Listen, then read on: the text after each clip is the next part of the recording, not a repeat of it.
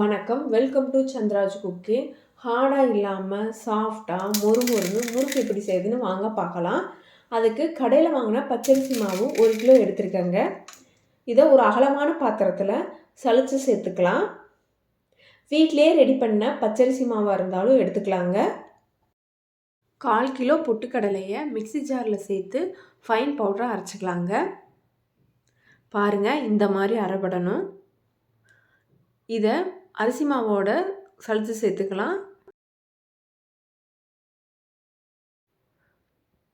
1 teaspoon உப்பு சேர்த்துக்கலாம். 1 table spoon மிளகாத்தூள் சேர்த்துக்கலாம். 3 டீஸ்பூன் கருப்பு எள்ளு சேர்த்துக்கலாம். 1 டீஸ்பூன் ஓமத்தை கையில் தேய்ச்சி சேர்த்துக்கலாங்க. அப்போ தான் நல்லா வாசமாக இருக்கும். ஓமம் இல்லைன்னா சீரகம் கூட சேர்த்துக்கலாம். 50 கிராம் வெண்ணெயை நான் சேர்த்துருக்கேங்க. அது உங்களுக்கு காட்டாமல் விட்டுட்டேன். வெண்ணெய் இல்லைன்னா நீங்கள் 50 ml எண்ணெய் கூட சேர்த்துக்கலாம். இதெல்லாம் ஒன்று சேர கையால் நல்லா கலந்து விட்டுறலாங்க.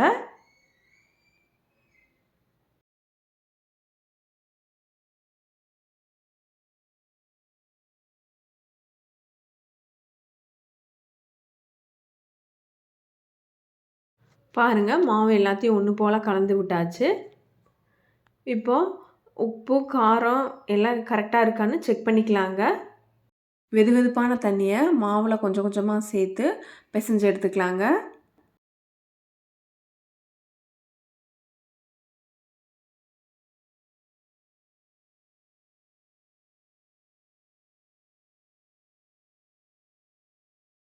பாருங்கள், மாவு இந்தளவு பிசைஞ்சதும் காய விடாமல் மூடி வச்சிடலாங்க. மாவு சூடாக இருக்கும். 5 நிமிஷம் கழித்து ஓப்பன் பண்ணி பார்க்கலாங்க. இப்போது கொஞ்சம் கொஞ்சமாக தண்ணி சேர்த்து சப்பாத்தி மாவு பதத்துக்கு பிசைஞ்சு எடுத்துக்கலாங்க.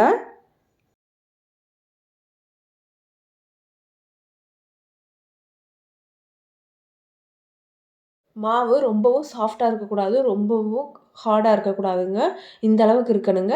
மாவை காய விடாமல் இப்போ க்ளோஸ் பண்ணி வச்சிடலாங்க.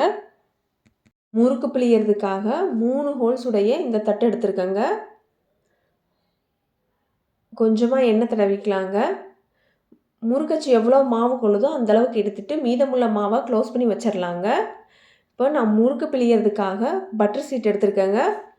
பட்டர் ஷீட் இல்லைன்னா ஒரு கிளாத்தை கூட விரிச்சுக்கலாங்க. பாருங்கள், மாவு எவ்வளவு ஈஸியாக முறுக்கு பிழிய வருதுன்ட்டு.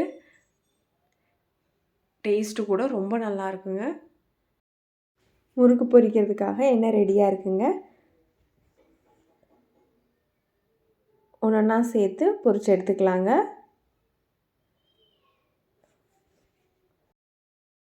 மீடியம் ஃப்ளேமில் வச்சு பொரிச்சு எடுத்துக்கலாங்க.